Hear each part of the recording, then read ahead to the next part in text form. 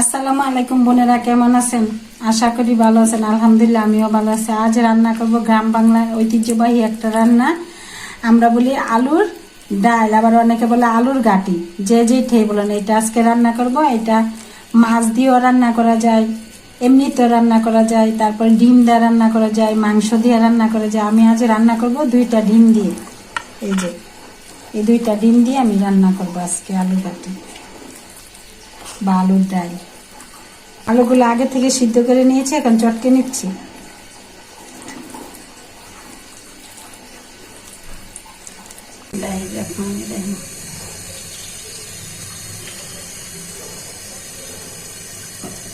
আলু গাটি রান্না করার জন্য দিয়ে দিচ্ছি পেঁয়াজ কুচি।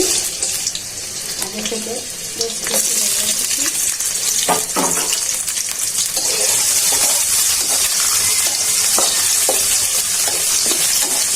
পেঁয়াজটা ভাজা হয়ে গেছে, হালকা একটু জল দেওয়া দিন, নাহলে মশলাটা পুড়ে যাবে। দিয়ে দিচ্ছি পরিমাণ মতো হলুদের গুঁড়া, দিয়ে দিচ্ছি জিরা গুঁড়া পরিমাণ মতো, দিয়ে দিচ্ছি মরিচ গুঁড়া পরিমাণ মতো, তারপরে স্বাদ মতো লবণ,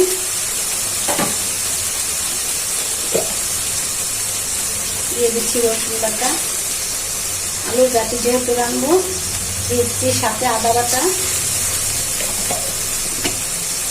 পরিমাণ মতো, রেখে মশলাটা কষিয়ে নিই।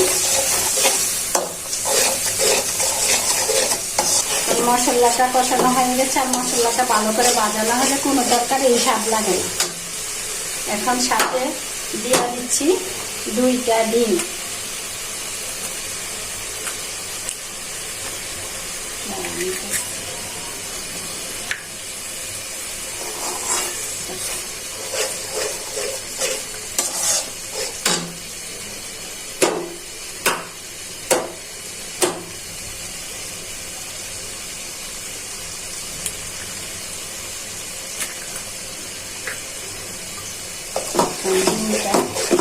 নেড়ে চেড়ে ভেজে নিই, পরে আলুটা যে কি সুন্দর ডিমটা ভাজা হয়ে গেছে।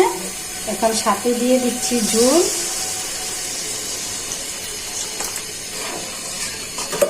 এখানে ডিমটা তো সুন্দর ভাজা হয়ে গেছে। এখানে যে আলুটা ফেটটা নিচ্ছি, এই যে আলুটা কষায় নিচ্ছি, তো আলুর গাটি রান্না করার জন্য আলুটা এখন ঢেলে দিচ্ছি।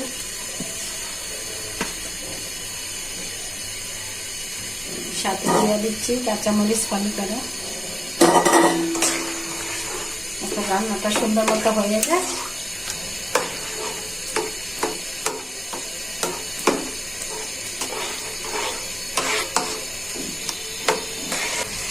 আলু গাটিটা সুন্দর মতো হয়ে যায়, একটু ঢেকে দিচ্ছি। বোনেরা, আলু গাটি হয়ে গেছে, কি সুন্দর মশলা হয়েছে। দেখুন আলু গাটিটা মাংস তরকারি মতো লাগতেছে। তো বোনেরা, ভালো থাকবেন, সুস্থ থাকবেন, আমার ভিডিওগুলো বেশি বেশি দেখবেন, লাইক করবেন, কমেন্ট করবেন। আল্লাহ হাফেজ।